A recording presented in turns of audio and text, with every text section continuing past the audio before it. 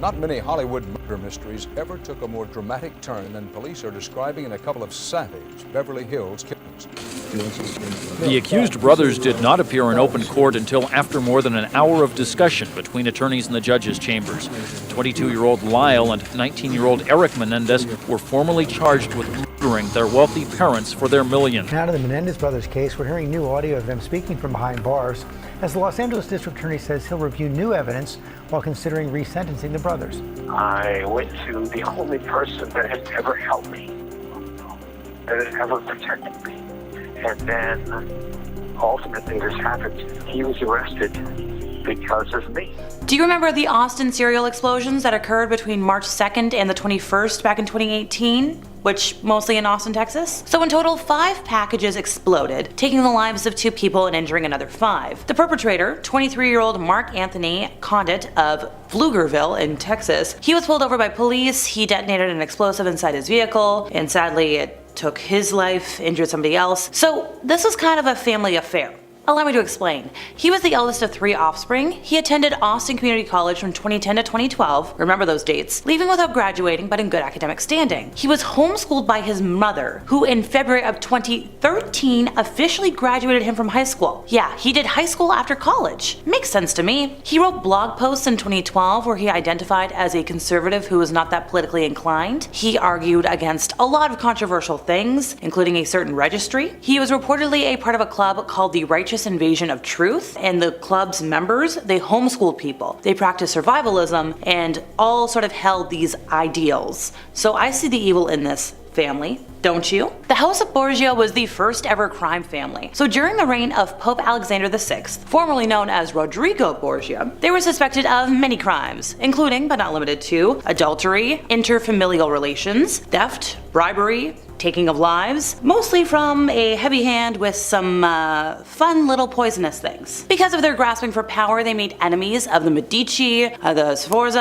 and the Dominican friar Girolamo Savonarola, amongst many others. They stand out in history as being infamously steeped in sin and immorality, and I think you can see why. So going back to that mention of Alexander VI's reign, this family hosted a lot of naughty fun adult parties in the Vatican Palace. You ever hear of the Banquet of Chestnuts? It is considered one of the most disreputable balls of this kind, with reports of 50 courtesans in attendance for the entertainment of the banquet guests. While a cardinal, Pope Alexander maintained a long-term illicit relationship with one Venosa de Catani, so that's how he had some family. He had 4 offspring: Giovanni, Cesare, Lucchese, and Geoffrey. And speaking of those offspring, Cesare went on to take the life of Giovanni in hopes of gaining more power within the family, and was successful on that front. Lucchese was a notorious poisoner and became famous for her skill at political intrigue, also the mysterious passings and disappearances of her husbands. So, whole family doing stuff. Genghis Khan rose from obscurity in a small corner of the Mongolian steppe to form the largest land empire in history. The Mongols, often outnumbered,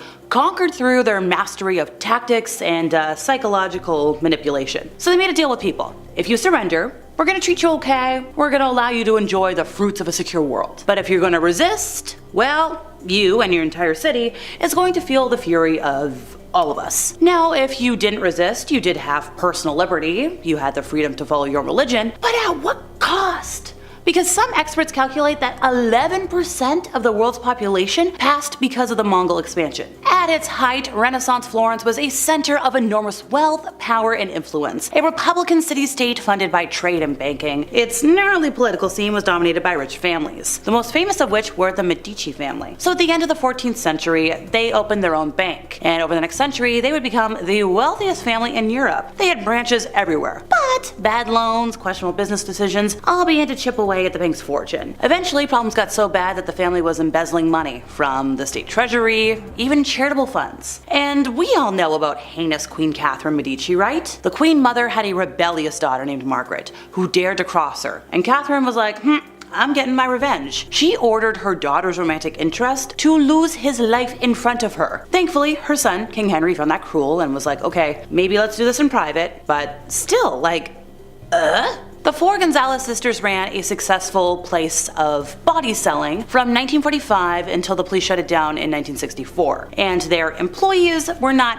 employees. These were people working against their will. This family had kidnapped quite a few. Other people answered false advertisements. And when you arrived at this new place of business to work there, the sisters would provide, some spicy spoon juice if you were reluctant, because they needed to provide a service. And that's how they did it. Sadly, when folks became unable or reluctant to do what they had to do, the sisters ended them. If a client turned up with a lot of money, he too might end up kind of in the ground. When police eventually raided the property, they found the bodies of 90 people. And there was probably many, many more that were undiscovered. Eventually, the Mexican courts were like, yep, 40 years in prison. And fun fact, Guinness World Records has named them the most prolific end-of-life partnership ever. And Nessa Tarvaldiyeva, along with her husband Roman Podkovev and their daughters Victoria and Anastasia, officially began their end-of-life spree in 2008 until they were apprehended in 2013. But there's a couple of outliers that go back to 1998, so just do the math. So we're going to begin this in 2008 when the family took the life of Mikhail Zlednev, head of the Information Security Department of the State Controlled Substance Service, and his wife in their home. And while we know how they ended them, I can't describe what they used other than saying one weapon is traditionally used for chopping vegetables and the other makes a bit of a kaboom noise. In July of the same year, the family overpowered and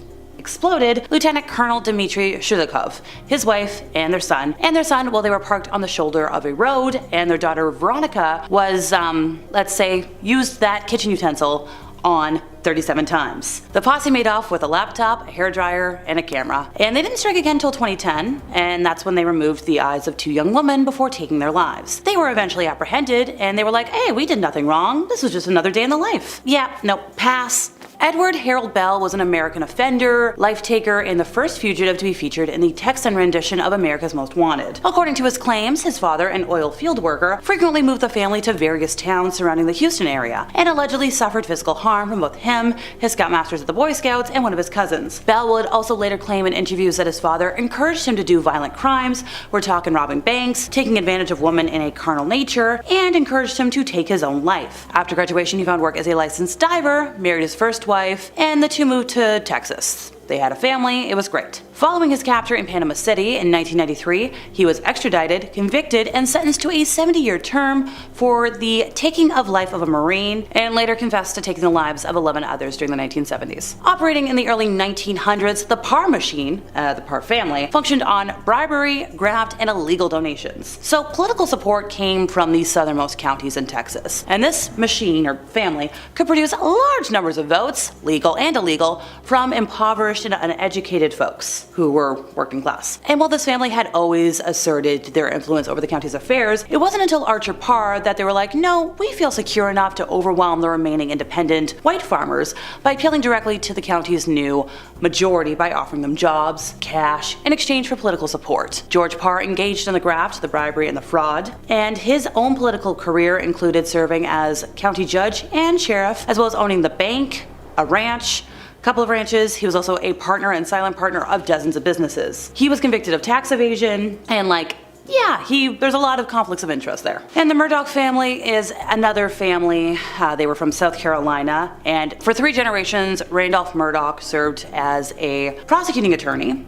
And the family's prominence led locals to call the 5-county district their county. So he established the family law firm, which specialized in personal injury litigation, and a 4th-generation son, Richard, led a life of crime. We're talking fraud, corruption, embezzlement, theft, all these offenses spanning decades and involving dozens of victims, many of whom were disadvantaged. This all came to a point in 2021 when he took the life of his wife Maggie and another member of the family using multiple weapons at close range. The Ptolemies of ancient Egypt ruled between 305 to 30 BC, and they are responsible for such a long list of mysterious passings that I can't even talk about all of them. They viewed family members as a fight to the end. It's a game. You have to constantly try to eliminate your closest relatives before they do it to you. So let's try and go through a couple. P the Fourth, because we're making my life easy, ended the life of his mother, who had previously taken her husband's life because he was having an affair with her mother. He then married his sister Arsinoe III, A, who quickly lost her life after her husband/brother's passing. Her son, P the Fifth,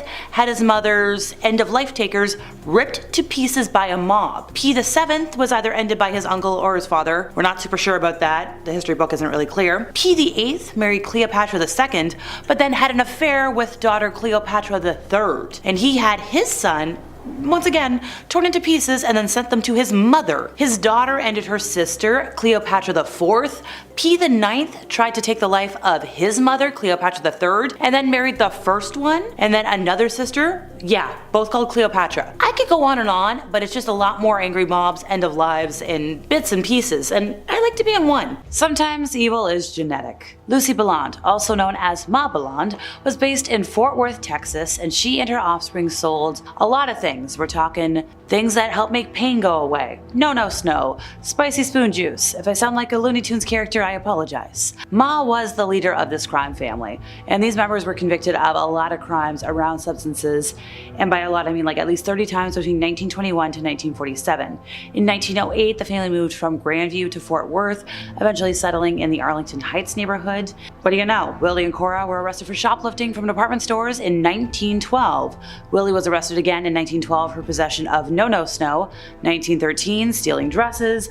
Willie and Cora charged yet again with theft in 1914. Willie was later quoted in the Star-Telegram as saying that she was definitely too young when she first tried substances that help the pain go away, because at the time it cost only 25 cents for a big bottle. From 1921 to 1947, members of this family were convicted of crimes at least 30 times. Like, how, folks, how? Terrorized settlers in a remote, sparsely populated territory west of some very popular mountains immediately after the American Revolution.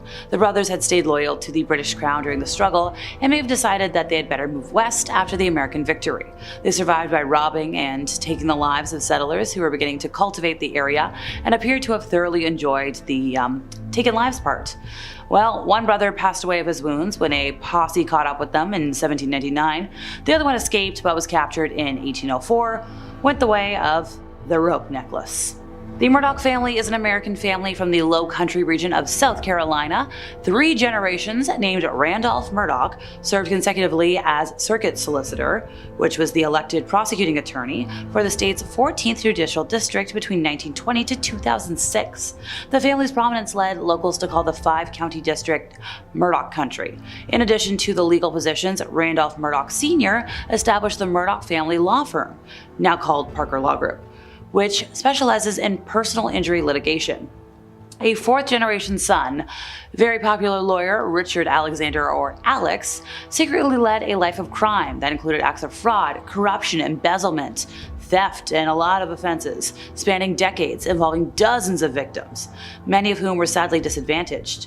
The crimes culminated in 2021 when Alex took the life of his wife Maggie and son Paul, using a lot of weapons at close range. The trial ended with his conviction and sentencing to 2 consecutive life sentences in prison without the possibility of parole. Operating in the early 1900s, the PAR machine functioned on bribery, graft, and illegal donations. Political support came from the southernmost counties in Texas. The machine could produce large numbers of votes, both legal and illegal, from the impoverished and uneducated. These are their quotes, folks. Working class folks. While the Parr machine had always asserted undue influence over the county's affairs, it wasn't until Archer Parr that its leadership felt safely secure to overwhelm the remaining independent white farmers by appealing directly to the county's new Mexican-American majority by offering them jobs, and in some cases, cash directly from the county coffers in exchange for political support.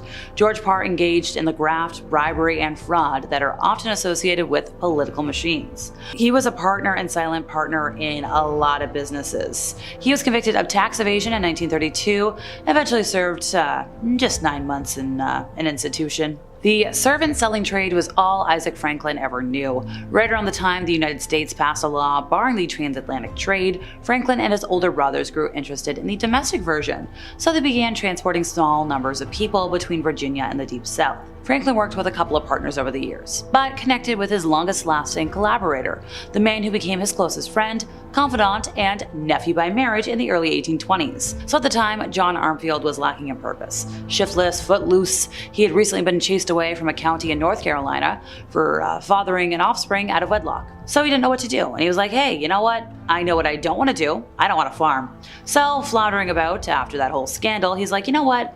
I'll just dabble in the trade. I'll give it a try.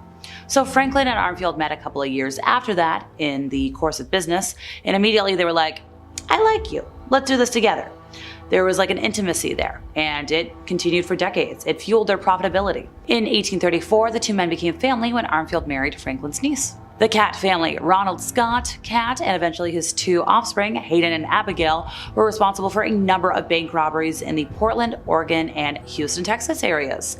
After the death of his wife, Cat was facing financial difficulties due in part to his multiple substance addictions and unstable employment history, so he decided to bolster the family income by robbing banks. Cat and his family committed several robberies, all occurring while the family lived a seemingly typical middle-class American life. Starting fresh in Texas in 2012, Cat, now with the help of both of his offspring, decided to embark on a crime spree. And in the meantime, the family was like, hey, we're just normal people. The first robbery that Scott perpetrated with the help of the family occurred at a bank in Harris County on August 9th of 2012. Scott and Hayden entered the bank wearing hats, sunglasses, masks, gloves, coveralls. They had some lethal-looking weapons. Abigail waited outside in the family car. Of course, it had stolen plates, it was ready to go. Second robbery, November 9th, 2012, First Community Credit Union. And because preliminary observations of the intended target showed a construction project was taking place nearby, everybody was disguised accordingly. Safety vests, sunglasses, Hayden had a fake mustache, Scott had a mask, Abigail once again drove the getaway vehicle. Together, these robberies netted the family $170,000.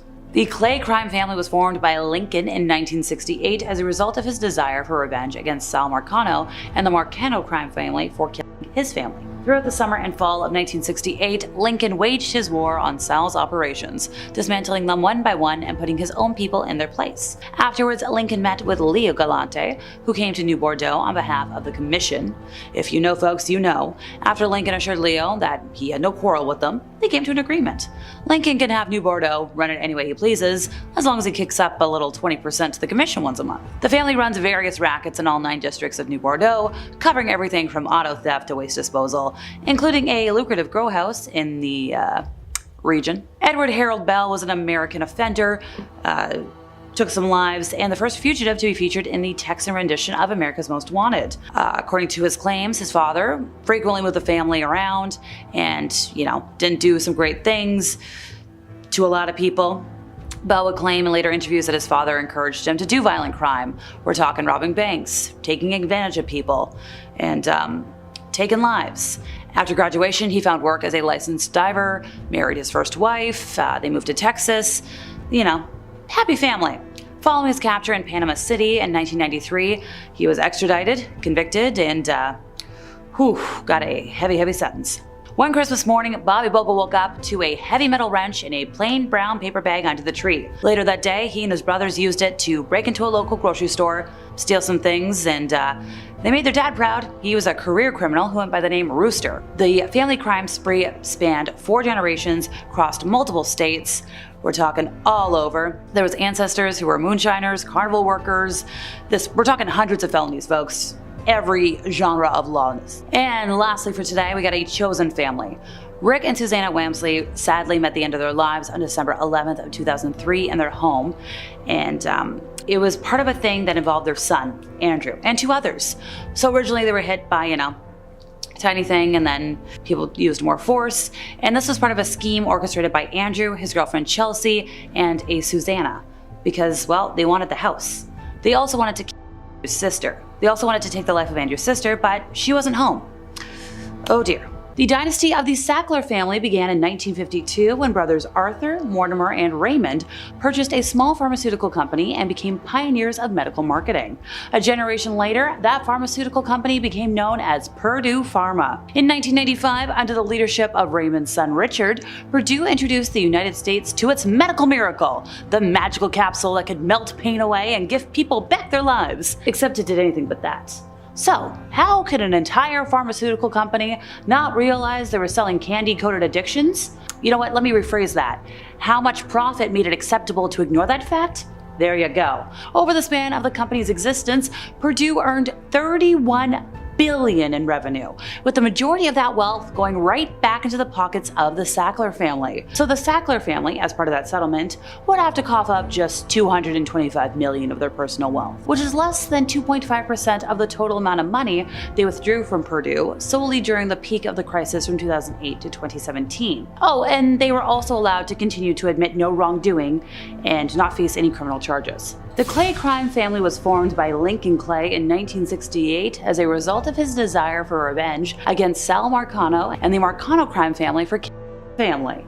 Throughout the summer and fall of 1968, Lincoln waged his war on Sal's operations, dismantling them one by one and putting his own people in their place. Afterwards, Lincoln met with Leo Galante, who came to New Bordeaux on behalf of the commission. After Lincoln assured Leo that he had no quarrel with them, the two came to an agreement that Lincoln could have New Bordeaux and run it any way he pleases, as long as he kicked up 20% to the commission once a month. Now, the family runs various rackets in all 9 districts of New Bordeaux, covering everything from auto theft to waste disposal, including a lot of lucrative businesses that are run by Mitch DaCosta. Lucy Beland, also known as Ma Beland, was based in Fort Worth, Texas, and she and her offspring sold a lot of fun things. Things that make you feel good. No snow. Spicy spoon juice. These members were convicted of a lot of crimes. I mean, like, at least 30 convictions between 1921 to 1947. In 1911, her son Charles impaled another boy and was charged with causing physical harm, but later released on probation. And later that year, daughter Willie was caught as part of a shoplifting ring of a dozen girls. By the way, turns out Ma had organized that whole shoplifting school. Goodness gracious. Willie and Cora were arrested once again for shoplifting in 1912. Willie was arrested also one more time in 1912 for possession of no snow. I think between 1921 to 1947, there was at least 30 charges, folks.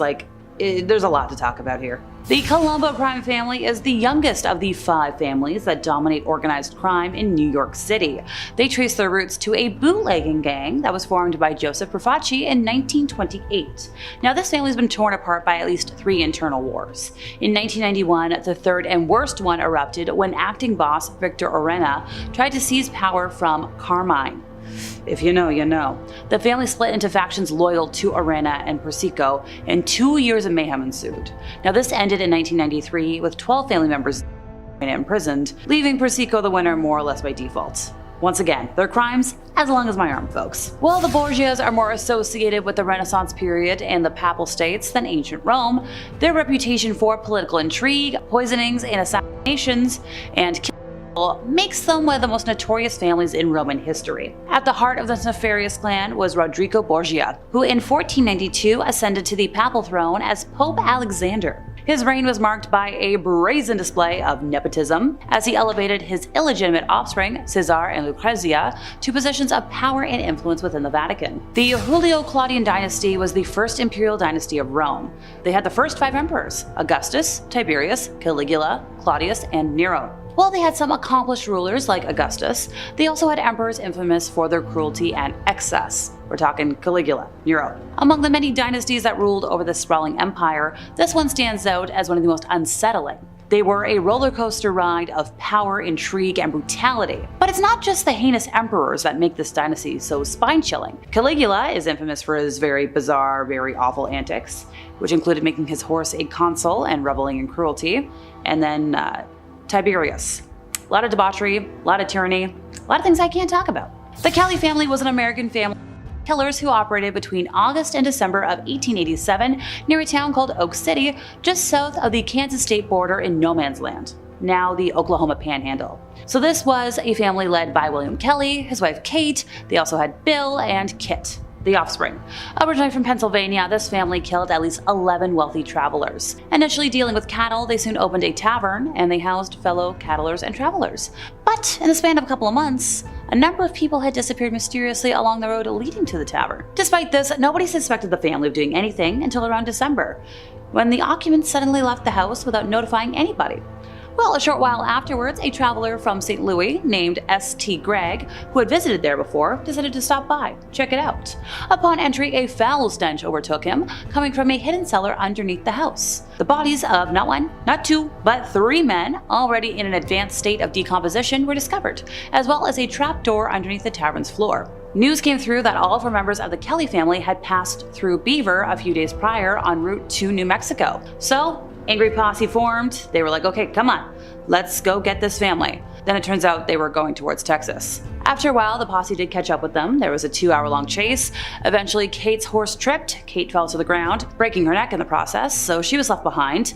And then a half an hour later, the vigilantes caught up with Bill and Kit, but Bill managed to escape. Upon capture, Kip began pleading for mercy, only to be told off for being complicit in everything. And as you guessed it, that was the end of that family. Apart from the Julio-Claudian dynasty mentioned earlier, the Claudi were also a powerful family in their own right. So, at the top of the family, Tiberius. His rule was marked by a dark undercurrent of intrigue and cruelty. He withdrew from public life to the island of Capri, where a lot of rumors of debauchery and some lethal things swirled around him. But don't worry, sinister legacy does not end here. Great nephew, Emperor Nero, oh boy, goes on to commit unspeakable acts of tyranny. We're talking persecution, killing, taking out his mom, and the family's intricate web of alliances and betrayals is just kind of a standout in Roman history, which is saying something. The darkest chapters in Roman history remain a haunting testament. Edward Harold Bell was an American killer and the first fugitive to be featured in the Texan rendition of America's Most Wanted. According to his claims, his father, an oil field worker, frequently moved the family to various towns surrounding the Houston area, and allegedly suffered physical harm from both him, his scoutmasters at the Boy Scouts, and one of his cousins. Bell would also later claim in interviews that his father encouraged him to do violent crimes. We're talking robbing banks, taking advantage of women in a carnal fashion, and encouraging him to take his own life. Following his capture in Panama City, in 1993, he was extradited, convicted, and sentenced to a 70-year term for the killing of a Marine in 1978, and later confessed to killing 11 girls. The Wolf Pack is believed to have been formed as early as 2010, but it wasn't until the 2012 Toronto killing of John Raposo that this group gained national attention. Turns out, the resulting trial heard that Raposo was involved in a deal with the Wolf Pack, but was killed over unsubstantiated rumors that he was a police informant. So going back to 2018, 4 men were found guilty of first-degree killing and conspiracy. They were all tied to the Wolf Pack. One of those men, Rabbi Akahil, was apparently the top-level brains of the Wolf Pack. Apparently he's very smart, very mobile, and very ruthless. Somebody you don't want to get on the wrong side of, which is kind of exactly why the killing of Raposo happened in a very public space, as opposed to how, most killings are done privately. This dynasty began in 1952 when brothers Arthur, Mortimer, and Raymond purchased a small pharmaceutical company and became pioneers of medical marketing. A generation later, that company became known as Purdue Pharma. In 1995, under the leadership of Raymond's son Richard, Purdue introduced the United States to its medical miracle, the magic capsule that could melt pain away and give people back their lives. Overdoses have killed over 1 million people in the US since 1999, and this family, dubbed America's Most Evil Family, is directly responsible for a significant portion of those. You gotta ask, how could an entire pharmaceutical company not realize that they were selling candy-coated addictions? Or rather, how much profit made it acceptable to turn a blind eye to the fact? Everybody involved were rolling in cash at the expense of millions of lives. Over the span of the company's existence, Purdue earned $31 billion in revenue, with a majority of that wealth going right into the pockets of the family, whom Forbes magazine listed as one of the 20 most wealthy families in the US back in 2016. The US government first began looking into the company in the early 2000s, and after a series of negotiations, the first major penalty for the company came in May of 2007, and in October 2020, the company reached an $8.3 billion settlement with the US Justice Department. So the family, the Sackler family, as part of the settlement, would only have to cough up $225 million of their personal wealth, which is less than 2.5% of the total amount of money they withdrew from Purdue solely during the peak of the crisis from 2008 to 2017. They were also allowed to continue to admit no wrongdoing or face any criminal charges. The Barisi brothers were an Italian-American group headed by 4 brothers and several other associates. They lasted from the 1980s to 1999, when Lorenzo became a capo in the Soprano crime family, and the other brothers joined them. They acted mostly as a group for hire for bigger groups, but they did control their own territory, earning them a spot on today's list. The Buffalo crime family flourished from 1922 until 1969 under the leadership of Stefano Magaddino. At the time, the Buffalo organized crime scene needed new leadership, and this crime family was found in 1912 by Joseph DiCarlo and Angelo, as boss and underboss, respectively. DiCarlo ran the Buffalo family until he passed in 1922, and then Magaddino took over. Upon his arrival, Magaddino began to build an empire in Western New York. Magaddino was one of the founding members of the Commission, by the way, the overarching organization that linked all the syndicates together that began in the 1930s. Kind of a huge deal. The Hart brothers, Micah and Wiley, terrorized settlers in the remote mountains immediately after the American Revolution. They had stayed loyal to the British Crown during the struggle and may have decided that they had better move west after the American victory. They survived by robbing and killing settlers who were beginning to cultivate the area and appeared to have thoroughly enjoyed the killing part. Well, thankfully, it wasn't long before vigilantes were like, hey, let's do something about this. Micah died of his wounds when a posse caught up with them in 1799. Wiley escaped, but the authorities captured and took care of him in 1804. It was 1998, and the New York City tabloids were buzzing with the news of Irene Silverman. The wealthy widow, a former Radio City Music Hall rockette, had gone missing. Well, let's see, who do we got? Sante Quimes and her son Kenneth were secretly sharing a bed on the first floor of the 82-year-old's $10 million townhouse, which she ran as a boarding home. Now, Silverman had always been wary of Kenneth, particularly. According to news outlets, the 23-year-old changed the locks and refused to let anybody in. He didn't socialize, he paid his rent in cash. Whenever he entered or left the building, he would shield his face from security cameras. Well, the beloved redhead, who was last seen on July 5th, seemingly vanished after saying that she wanted to evict him. And at the time of her disappearance, Kenneth was using the alias Menny Gurin. Well, investigators obtained a search warrant to enter his apartment and found the bed was stripped, there was black trash bags, duct tape.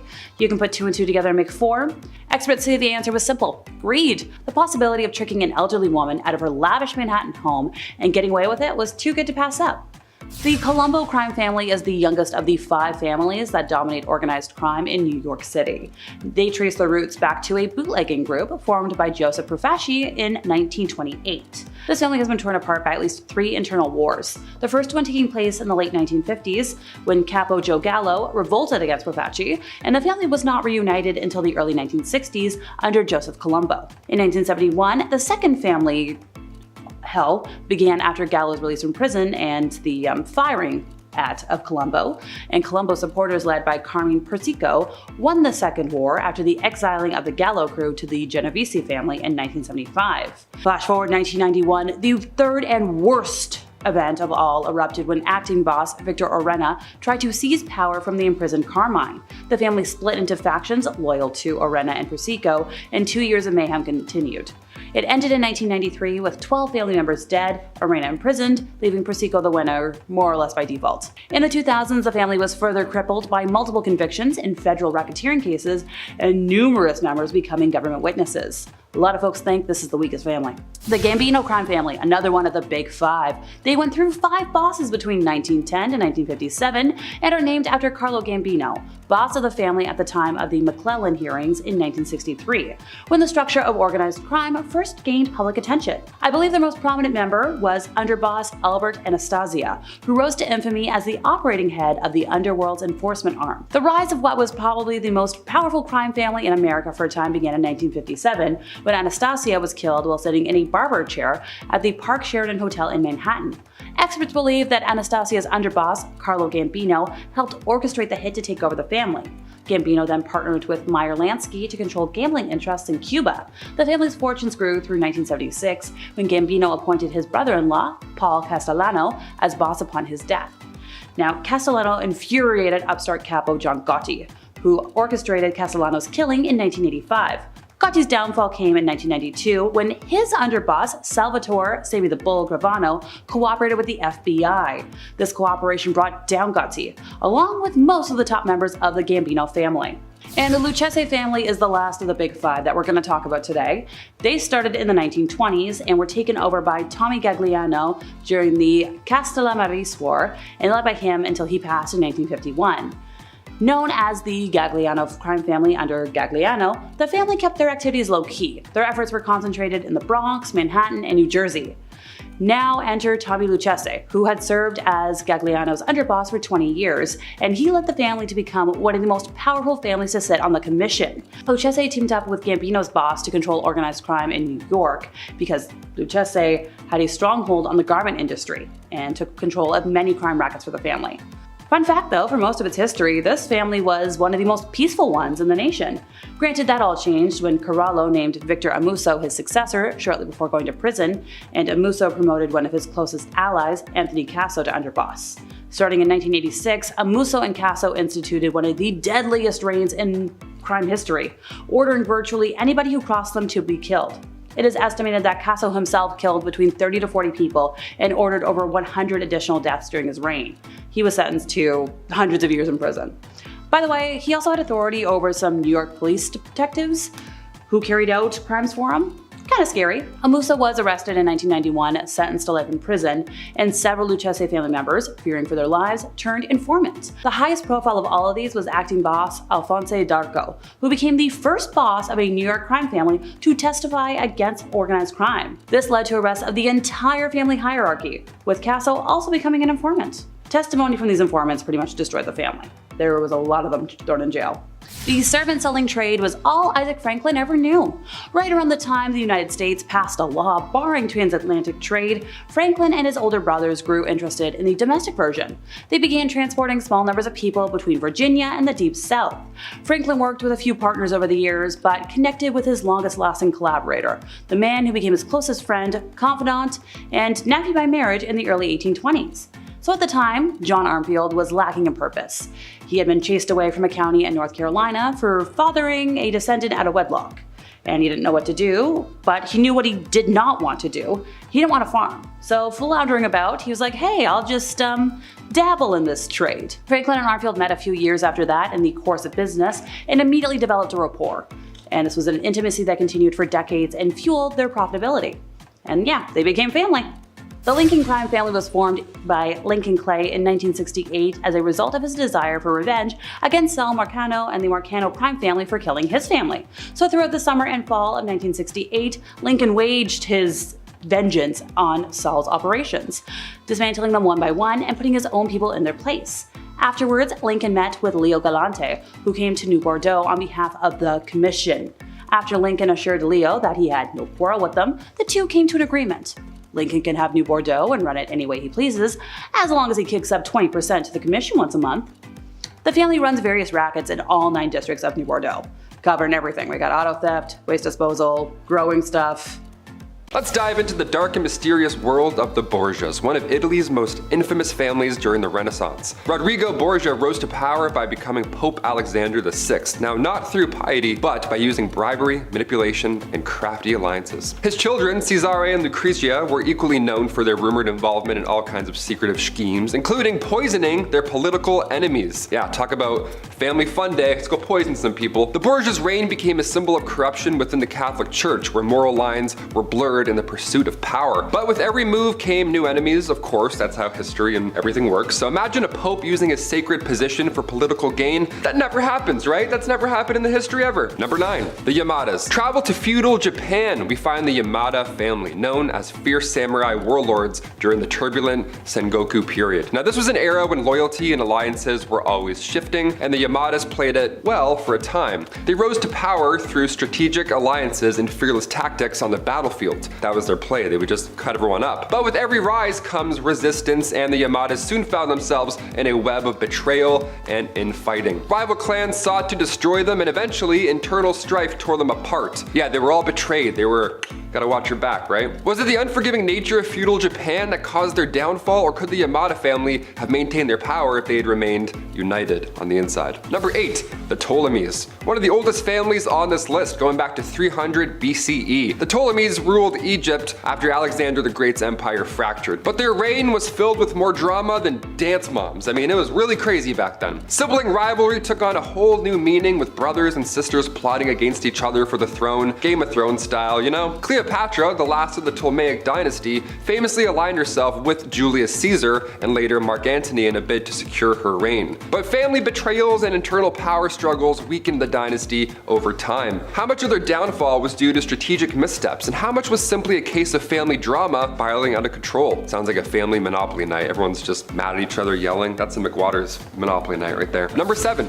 the Tudors. The Tudors are one of Britain's most famous dynasties, and for good and bad reasons. Henry VIII's desperation for a male heir led to the of 2 wives, not to mention his monumental decision to break away from the Catholic Church. He was doing things a bit different back then. They have a whole musical about the, you know, you've seen it. His daughter, Mary I, got that, you know, Mary nickname. That was because of her persecution of Protestants, while his other daughter, Elizabeth I, brought about the golden age of England. Very different young ladies there. Did the Tudors' relentless pursuit of power justify their ruthless actions, or were they simply products of their time navigating in these harsh political landscapes? I mean, to be fair, it probably was hard growing up with, you know, that guy as your dad, so can't blame them too much here. Number 6, the Romanovs. For over 300 years, the Romanovs ruled Russia with an iron grip, but their dynasty met a tragic and sudden end during the Russian Revolution. Tsar Nicholas II's reign was marked by poor decision-making, particularly during World War I, which led to widespread unrest and dissatisfaction. The revolutionaries saw the Romanovs as a symbol of the old oppressive regime, and in 1917, the entire family was imprisoned, and then later they were,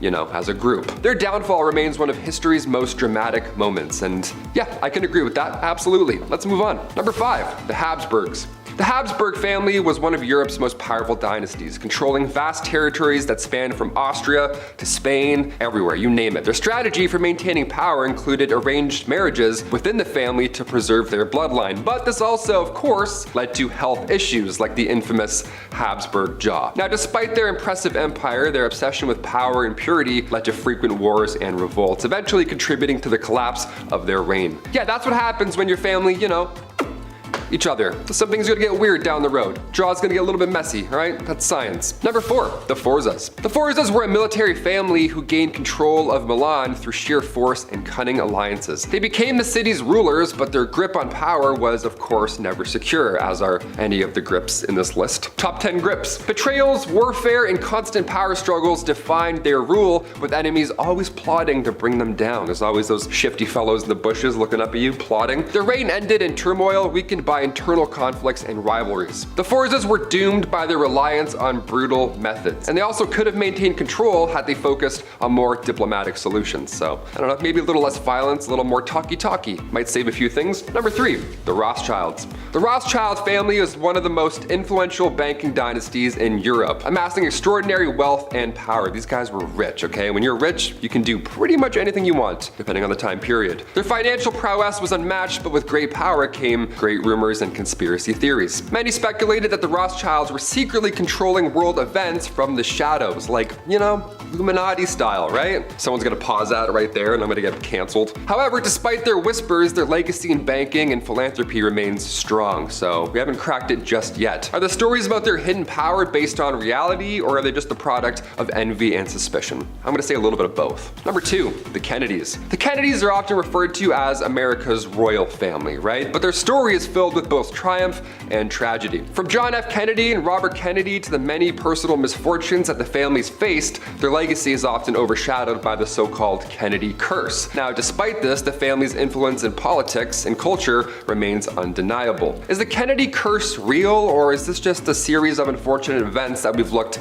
too hard into? I mean, who was that guy with the umbrella, right? Did we ever crack that? Who was that man? You don't need an umbrella, it's a sunny day. And finally, number 1, the Bonapartes. Napoleon Bonaparte's rise from a military general to emperor of France was honestly the stuff of legends. Great movie also, Joaquin Phoenix, so good. After crowning himself emperor in 1804, Napoleon expanded his empire, placing his family members in position of power across Europe. However, his ambition was his undoing. They would call him like the little king or something, or like little man or something. I mean, would you really want to piss a guy off like this? No, okay? Following a series of military defeats, most notably at the Battle of Waterloo, his empire eventually crumbled and the Bonaparte family's influence never fully recovered. Napoleon's unquenchable thirst for power eventually led to his downfall, and his empire was always destined to collapse under its own weight. It was just a matter of when. Stop calling him like a short king or something. Like, it's Napoleon Bonaparte, and people online will still be like, he was short. It's like, he was Napoleon Bonaparte. Are you kidding? Can't win. I'm kicking off today with a doll that belongs to a very good friend of mine, Mysterion the Mind Reader. Now, his name in classic doll fashion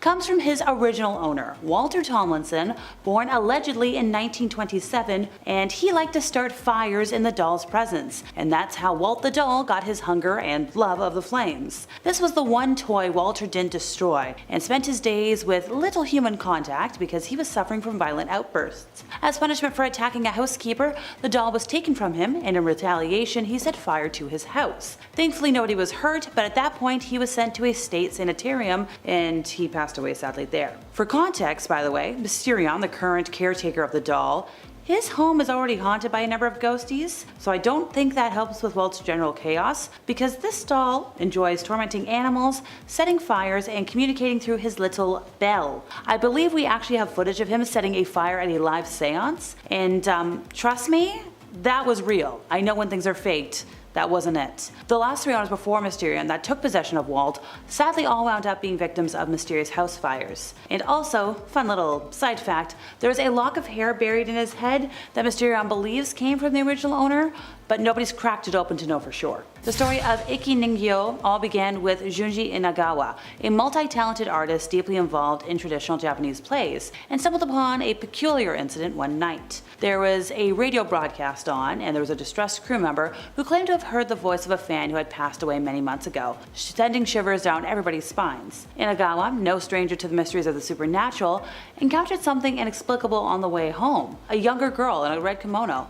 Seemingly, a normal girl, until she defied gravity and approached him, unseen by others. As he delved into a new theatrical project featuring a doll, he was horrified to discover that the doll bore a striking resemblance to the levitating girl from that fateful night. The eerie incidents that followed seemed like a series of ominous messages from the other side. The artisan who crafted the doll vanished, a scriptwriter's house was mysteriously consumed by flames, and accidents plagued the rehearsals. Perhaps the most unsettling of all were the injuries that specifically targeted the right hand and right knee of crew members. Alrighty folks, allow me to tell the wonky tale of how a ballerina ragdoll came to be in my possession. To set the scene, picture smaller Alexa, probably dressed in something pink, wandering around an arts and crafts market in a college gym. And at one booth in particular, I spotted this gorgeous ragdoll in a pink dress. And I was like, hey mom, Christmas is coming, I want her. Fast forward to Christmas morning, I'm unwrapping my gifts, and one of the beautiful packages under the tree, I open it, and it's a ragdoll with short, stringy red hair and a blue dress. Now, I'm sure you can be like, okay, what's the problem here? The doll I wanted was pink, this one was blue, and while I tried to appear grateful,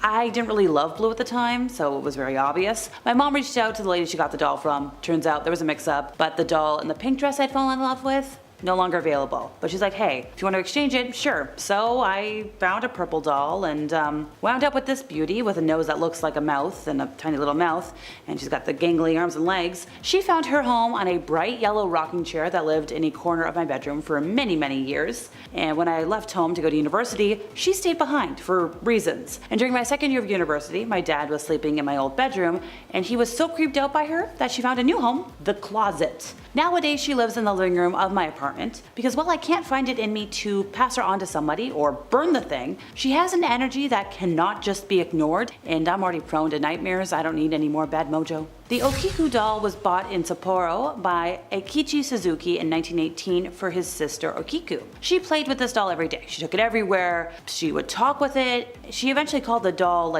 her name because she considered it a duplicate of herself. It never left her sight. Sadly, a year later, in 1919, tragedy struck. Poor Okiku passed away from yellow fever while she was holding the doll firmly in her grasp. After her passing, the doll was placed in the family's altar, and that's when the weirdness started to occur. One day, the family started to notice that the doll's hair was getting longer. Once a traditional shoulder-length cut with neat ends, now a mangled mess of split ends reaching past down her waist. It was scruffy, different colors, felt different. At night, the family would dream of Okiku. Sometimes the doll would appear by their side come morning. The chilling events intensified into full-blown acts of spiritual manifestation.